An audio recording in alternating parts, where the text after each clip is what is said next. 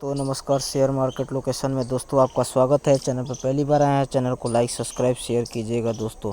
तो चलिए दोस्तों, आज वीडियो स्टार्ट करेंगे।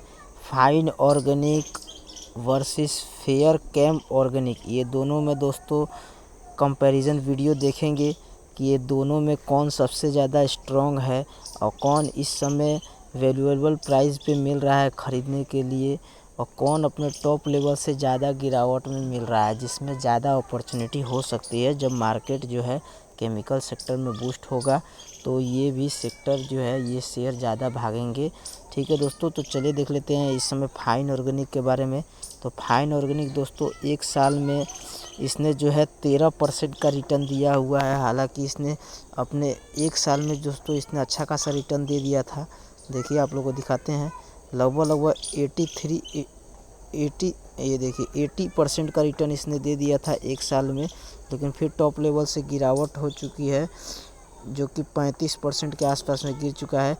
तो एक साल में जो है इसने 13% की रिटर्न दिया है और अपने टॉप लेवल से 35% 37% गिरावट पे इस समय मिल रहा है।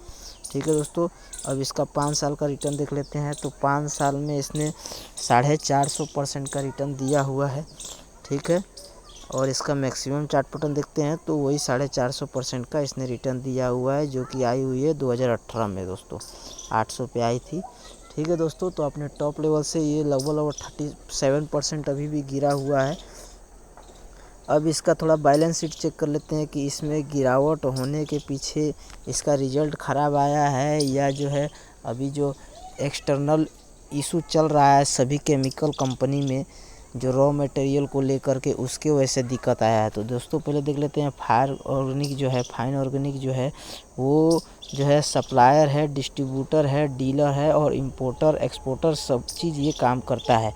और इनका मेन काम oleochemical and adhesive base food, plastic, cosmetic, coating, other specialist में होता है। तो इसका जो है दोस्तों एडिटिव जो आप लोग देखते हैं, जो फेविक्विक एडिटिव से ही बनता है, जो ग्लू बनता है उसमें इनका केमिकल का यूज होता है। और इनका केमिकल का यूज फूड में भी होता है और प्लास्टिक में भी, प्लास्टिक बनाने में होता है, कॉस्मेटिक, कोटिंग, ये सभी चीज़ में इनका केमिकल यूज किया जाता है।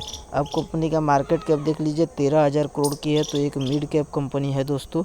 वहीं करंट प्राइस देखिए जो कि 4,500 रुपये चल रहा है लगभग। हाई बना दिया था 7,300 का 52 वीक हाई, और 52 वीक लो 3,800।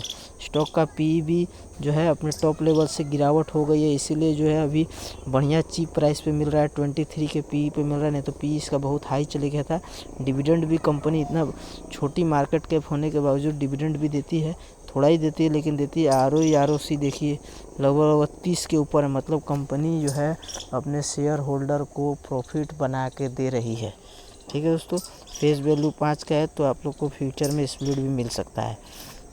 अब कंपनी का थोड़ा प्रोज देख ले। कंपनी रिड्यूस डेट कर रही है, ऑलमोस्ट डेट फ्री है। Company give quarter result, company जो है एक्सपेक्ट कर रही है कि अच्छा क्वार्टर रिजल्ट आने वाला है।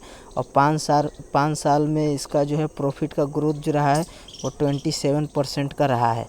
ठीक है दोस्तों, और इसका इक्विटी जो है, रिटर्न एंड इक्विटी जो है वो 26% से ग्रो हुआ है 3 साल में। ठीक है दोस्तों, और कंपनी डिविडेंड देती है जो कि थोड़ा सा है, कौन्स में कुछ नहीं है। इसका मतलब कंपनी जो है सब कुछ कंपनी में बढ़िया चल रहा है।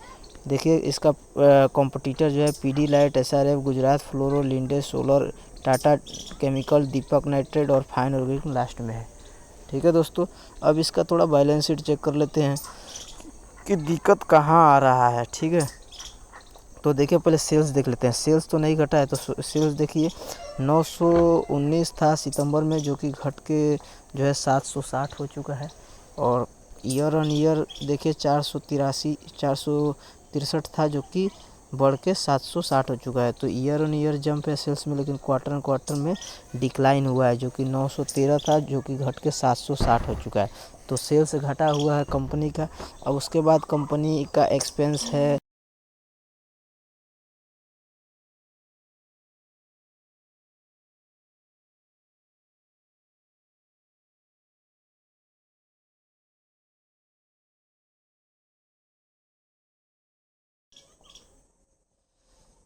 कंपनी का देखिए उसके बाद जो है एक्सपेंस है, कंपनी खर्चा कर रही है। अपना खर्चा वर्चा सब कट करने के बाद डायरेक्ट नेट प्रॉफिट देख लेते हैं। तो कंपनी का नेट प्रॉफिट जो है, जो एक क्वार्टर पहले जो था वो 203 करोड़ था, जो कि घट के जो है 106 करोड़ हो चुका है। ठीक है, वहीं एक साल पहले 52 करोड़ था, जो कि बढ़ के 106 करोड़ हो चुका है। तो क्वार्टर भी जो है कंपनी का गिरावट हुआ है नेट प्रॉफिट में, क्योंकि सेल्स भी गिरा हुआ है, तो कंपनी का नेट प्रॉफिट भी बहुत ज़्यादा गिरा हुआ है। और ईयर ऑन ईयर तो ठीक है, ईयर ऑन ईयर अभी भी डबल नेट प्रॉफिट, लेकिन क्वार्टर देखिए जो कि 200 करोड़ था, जो कि सिर्फ 100 करोड़ हो चुका है। तो नेट प्रॉफिट भी बहुत ज़्यादा डिक्लाइन हो चुका है क्वार्टर ऑन क्वार्टर, बहुत ज़्यादा, मतलब सीधे 50% उड़ गया है। ठीक है दोस्तों, तो इस वजह से भी कंपनी बहुत कम समय में बहुत ज़्यादा गिर चुकी है। ठीक है दोस्तों, मेन रीज़न यही है। ठीक है, अब इसका जो है रिजर्व देख लेते हैं। रिजर्व जो है 1200 करोड़ का है, लोग लगातार जंप कर रहा है। ठीक है, बोरिंग कंपनी हर जो है क्वार्टर में कम कर रही है, जो कि 125 था, फिर 89, फिर 59, फिर 45। तो हर क्वार्टर जो है कंपनी बोरिंग कम कर रही है और रिजर्व लगातार बढ़ा रही है। ठीक है, ये पॉजिटिव पॉइंट है। और शेयर होल्डिंग पैटर्न इसका बहुत खूबसूरत है, जो कि 75% प्रमोटर के पास है। एफआईआई ने थोड़ा सा डिक्लाइन किया है, एक क्वार्टर पहले 6% था, जो कि अभी 5.91 हो चुका है। और डीआईएस ने वहीं थोड़ा सा जंप कर लिया है, जो कि 10.92 था, जो कि बढ़ के 11.51 हो चुका है। और पब्लिक ने भी थोड़ा सा बढ़ाया है। तो डीआईएस ने और पब्लिक ने बढ़ाया, वहीं एफआईआई ने सेल किया। प्रमोटर के पास 75% है। तो दोस्तों, इसका कंपनी तो बढ़िया है और अवेलेबल प्राइस पे मिल रही है, लेकिन यही है कि इसका जो है एक्सटर्नल इशू नहीं है, इसमें इंटरनल इशू है। कंपनी का सेल्स ही घट चुका है। और सब आप लोग केमिकल में देखे रहेंगे, जहाँ पे कंपनी का सेल्स बराबर हो रहा है, लेकिन एक्सपेंस जो है, जो कि रॉ मटेरियल जो है केमिकल सेक्टर में बढ़ चुका है। इसके वजह से जो है यहाँ गिरावट और सब कंपनी में हो गई है, लेकिन यहाँ जो है कंपनी का सेल्स ही घट चुका है, मतलब कंपनी का माल कम बना हुआ है। इसके वजह से कंपनी का नेट प्रॉफिट पे भी असर कर गया है। ठीक है दोस्तों, तो यहाँ थोड़ा दिक्कत ज़्यादा लग रहा है। अगर सेल्स इनका इम्प्रूव नहीं हो रहा है, नहीं हो पाएगा, तो फिर दिक्कत का सामना करना पड़ सकता है। और सेल्स इम्प्रूव होने के बाद भी जो है इनको जो है मार्जिन में तकलीफ आएगा, तो एक्सपेंस बढ़ा रहेगा। तो अभी इनका क्वार्टर रिजल्ट मुझे तो लगता है 1-2 क्वार्टर अभी और ख़राब आने की पॉसिबिलिटी है। और अगर रिजल्ट ख़राब आएगा तो इसमें और भी गिरावट हो सकती है, क्योंकि एक मिड कैप की छोटी कंपनी है, तो बहुत ज़्यादा गिरावट इसमें हो जाती है बहुत कम टाइम में। ठीक है दोस्तों, जैसे देखें कि आप लोगों ने एक साल में 83% का 80% का रिटर्न दे दिया है, लेकिन उसी समय फटाक से 35% गिर हुई है। तो ठीक है दोस्तों, मुझे तो लग रहा है कि अभी इसका क्वार्टर रिजल्ट अभी और भी ख़राब आने की पॉसिबिलिटी लगी हुई है। ठीक है, अभी तो सेल्स ही ख़राब हो रहा है। सेल्स अगर बढ़िया होगा तो फिर एक्सपेंस मार्जिन उसको तकलीफ़ देगा, फिर मार्जिन तकलीफ़ देगा, तो फिर क्योंकि सारी केमिकल सेक्टर में देख रहे हैं आप लोग कि रॉ मटेरियल का प्राइस बढ़ गया है, उससे केमिकल सेक्टर के सब रिजल्ट पे दबाव आ गया है। ठीक है दोस्तों, अब देख लेते हैं फेयर केम ऑर्गेनिक एक बार देख लेते हैं कि ये भी क्या चल रहा है। तो इसमें भी देखिए, इसने भी एक साल में अच्छी खासी जो है गिरावट दिखा दी है, और अपने टॉप लेवल से 54% लगभग समझिए कि 55% गिर चुका है। देख लीजिए, 55% अपने टॉप लेवल से गिर चुका है और बहुत ज़बरदस्त गिर चुका है। ये चल रहा था लगभग 2200 के आसपास में। 5 साल का इसका रिटर्न देख लेते हैं, तो 55% का रिटर्न है, और मैक्सिमम रिटर्न भी वही है, जो कि अभी 2020 में आई हुई है। ठीक है दोस्तों, तो ये तो लगभग 50% गिर चुका है। और आप लोगों ने फाइन ऑर्गेनिक को देखा कि वो तो जो है कि थोड़ा कम ही गिरी हुई है, जो कि वो भी 37% गिरी। इसका बैलेंस शीट देख लेते हैं, इसका बैलेंस शीट क्या है। तो ये भी देखिए, फाइन ऑर्गेनिक भी ओलो केमिकल में काम करती है, ये भी ओलियो केमिकल में ही काम करती है, जिसका 90% बिजनेस सेगमेंट वहीं से पैसा आता है, ओलियो केमिकल से। और फाइन ऑर्गेनिक भी ओलियो केमिकल में काम करती है, लेकिन उसका डाइवर्सिफाइड है, और भी सारी केमिकल में वो काम करती है। वहीं ये जो है एक ही सेक्टर में, यहाँ से ही 95% का बिजनेस से पैसा आता है। तो अगर ये केमिकल सेक्टर में दबाव आ जाता है ओलियो केमिकल में, तो इनको ज़्यादा प्रेशर पड़ जाता है, जिससे इनके शेयर प्राइस पे भी आपने देखा कि लगभग 55% डिक्लाइन हो चुका है। मार्केट कैप 1300 करोड़, एकदम स्मॉल कैप, बहुत छोटी कंपनी है। तो गिरेगी वैसे 1000 प्राइस चल रहा है, हाई बना दिया है 2400 रुपये का, लो बना दिया है 930 रुपये का। स्टॉक का पी 30 का है, ठीक है। डिविडेंड यील्ड 1% से ऊपर है। ROE भी बढ़िया है, 30 के ऊपर है। और फेस वैल्यू 10 का है, ठीक है दोस्तों। तो कंपनी नेट प्रॉफिट लगातार बना रही थी, लेकिन एक ही सेक्टर में काम करने की वजह से अगर एक सेक्टर पर ज़्यादा दबाव आ जाता है तो पूरा नेट प्रॉफिट बिगाड़ देता है दोस्तों, समझ रहे हैं। इसका अप्रोच देखिए, डेट फ्री है, ऑलमोस्ट डेट फ्री है, ठीक है। इसका भी कंपटीटर पीडीलाइट SRF है, ठीक है। ग्लू बनाने वाली ये भी कंपनी है।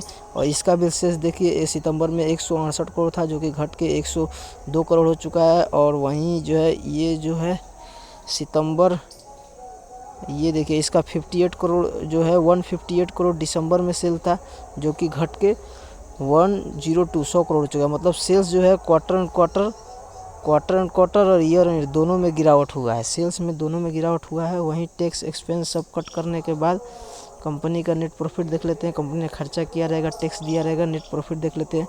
तो एक क्वार्टर पहले 4 करोड़ था, जो कि घट के सिर्फ 61 लाख हो चुका है। वहीं एक साल पहले 13 करोड़ था, जो कि घट के 61 लाख रुपया हो चुका है।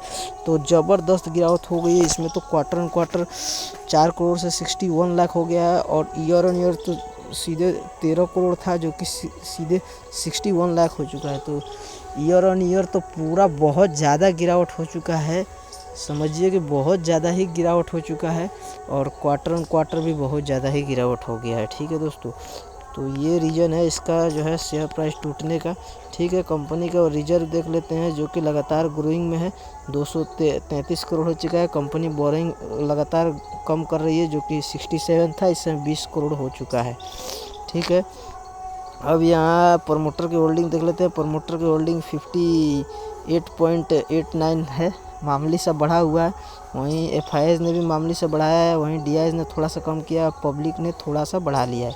तो प्रमोटर और FIS ने थोड़ा थोड़ा बढ़ाया है, DIS ने डिक्लाइन किया और पब्लिक ने भी थोड़ा डिक्लाइन किया।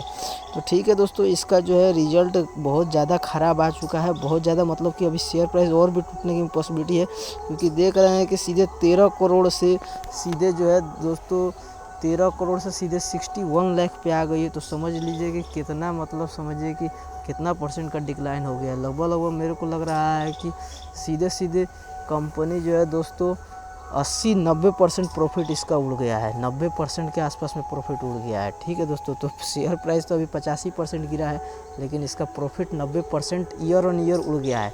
और क्वार्टर एंड क्वार्टर भी बहुत ज़्यादा, मतलब समझिए कि 70-75% के आसपास में क्वार्टर एंड क्वार्टर भी उड़ गया है। तो अभी और भी गिरावट होने की इसमें पॉसिबिलिटी है। और इसका रिजल्ट अगर ख़राब आता है तो और भी कंपनी गिरेगी, क्योंकि ये बहुत ही स्मॉल कैप कंपनी है, मात्र 1300 करोड़ की कंपनी है, ठीक है दोस्तों। तो ये दोनों में स्ट्रॉन्ग तो मुझे लगता है फाइन ऑर्गेनिक ही है, क्योंकि वो स्टेबल कंपनी है और उसमें प्रमोटर की होल्डिंग भी अच्छी खासी है। और वो जो है डाइवर्सिफाइड सेगमेंट में पूरा काम करती है, ओलियो में भी काम करती है, फूड, प्लास्टिक और जो है कि ग्लू, एडिटिव, ये सब साइड में काम करती है। तो इससे क्या होता है दोस्तों कि एक कोई बिजनेस बंद भी हो जाता है तो और सभी बिजनेस से पैसा आता है, तो कंपनी जो है बंद होने का कगार पर नहीं आ जाती है, कंपनी जो है सर्वाइव कर लेती है। लेकिन अगर कंपनी का कोई ज़्यादा सेगमेंट 99% सिर्फ ओलियो केमिकल से आ रहा है और यही कंपनी में कुछ हो जाता है, समझिए कि आग लग गया या कुछ भी हो गया या ये बिज़नेस के ऊपर कोई इफेक्ट पड़ जाता है, तो पूरा बिज़नेस बंद हो जाता है, सीधे स्टॉप हो जाता है। तो इससे दोस्तों बहुत ज़्यादा खतरा है दोस्तों, ठीक है दोस्तों। ये वीडियो आपको पसंद है तो वीडियो को लाइक और सब्सक्राइब जरूर कीजिएगा। मिलते हैं जल्द ही नेक्स्ट वीडियो में, धन्यवाद।